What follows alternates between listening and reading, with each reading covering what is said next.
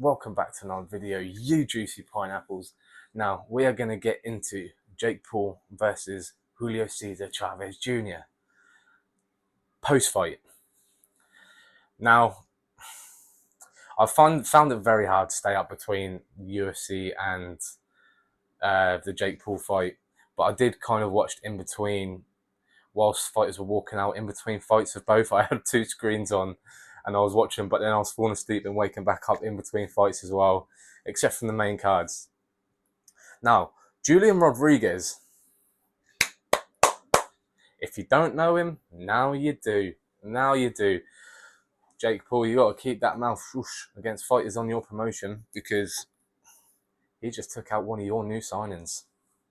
I wouldn't say with ease, but I had him up maybe 2 to 3 rounds before the knockout. 5 seconds left to go in the 10th round. Woo! Anyway, he's not why we're here. Jake Paul and Chavez Jr. That's why we're here. Sad to see, isn't it, really? Sad to see.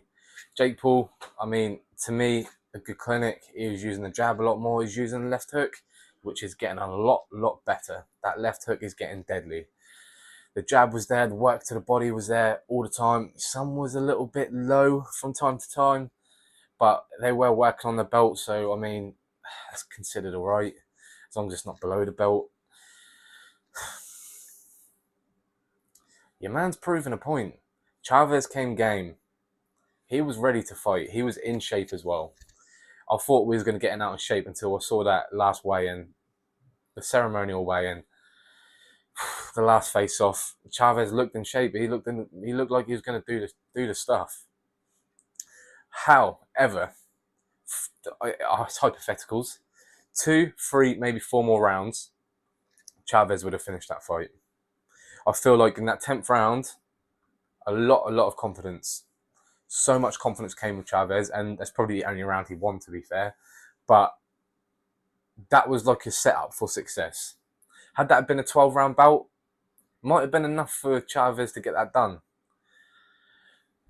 Too much too late, unfortunately. And it's sad, because there was glimpses of good Chavez there. There was glimpses. But Jake, man, he's proved it. He's a boxer. He just fought an ex-professional world champion. What more do you want? In this point of his career, no amateur background, straight into the pros. He's fighting fighters. Your favourite fighters haven't fought at that calibre. Look at his box rec. Yeah, I mean, the fighters at the time of their careers, yeah, fair enough. But it's the names. Look at the names he's got on there. Yeah, what, a 58-year-old Mike Tyson, and out of prime Tyron Woodley, out of shape and out of game Ben Askren, Nate Diaz, Anderson Silva, Mike Perry. Love him or hate him, he's fighting all the fighters that your favourite guys would not have fought in that stage of their career. They wouldn't have. They wouldn't have. What's next for Jake? I see a thing. Tommy Fury's coming back to the scene. We all know he wants that money fight. Me personally, I'm not a massive fan of Jake Paul. I do, like as I've said before, I love his commitment to the sport. But I do want to see Tommy Fury get ironed out. So who better to iron him out than Jake Paul, who won't let him forget it? I don't know what it is. I don't know what the hate is there for Tommy Fury. I don't know. I feel like he's piggybacked so much off Tyson Fury's name and his family name. His boxing caliber is shocking for how long he's been in the sport. He's not gotten any better. If anything, he's getting worse. Or he's just staying the same. Look at like fighters like Vidal Riley. Tommy Fury was like mocking him when Vidal was training KSI. Like, he was throwing shade at Vidal. Vidal would spark him out, would absolutely spark Tommy Fury out. At least Vidal Riley's proved that he is British title level. Tommy Fury's far from it. He's far from it.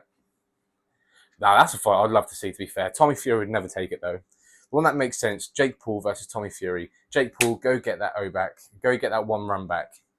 Spark him out. I would say do us a favour. I don't really want no favours from Jake Paul, but at the same time, I just can't stand Tommy Fury. I don't know what it is. That's the one that makes sense.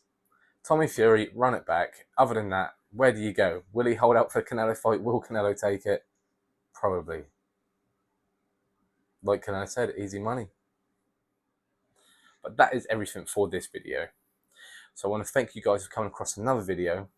Let me know down in the comments what you thought of the events leading up to UFC 317 and Jake Paul versus Chavez. Let me know which one you was watching, which one impressed you more. What's next for whatever. Engage in those comments. Let me know what you're all thinking. But as always, thank you for coming across another video. I'll catch you at the next one. Whoosh.